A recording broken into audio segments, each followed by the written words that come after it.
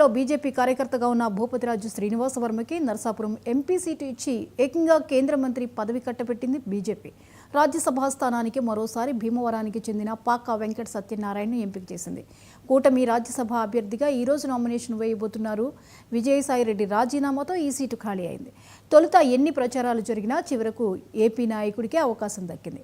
ప్రస్తుతం AP BJP క్రమశిక్షణ committee చైర్మన్గా పాకా వెంకట సత్యనారాయణ ఉన్నారు. గతంలో భీమవరం కౌన్సిలర్గా రాష్ట్ర అధికార ప్రతినిధిగా పనిచేశారు.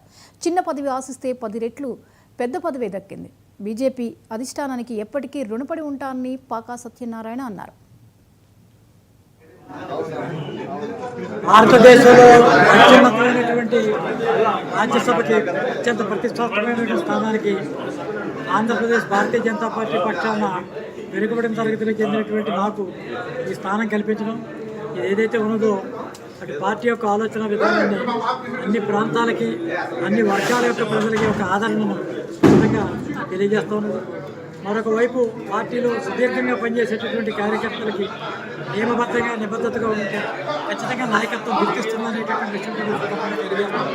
వాస్తవంగా నేను కోరింది నిజం చెప్పాలంటే చాలా చిన్న పదవి కోరాను, కానీ నాకు అంతకు మించి 10 రెట్లు అత్యంత విలువైన పదవి పార్టీ కట్టడం.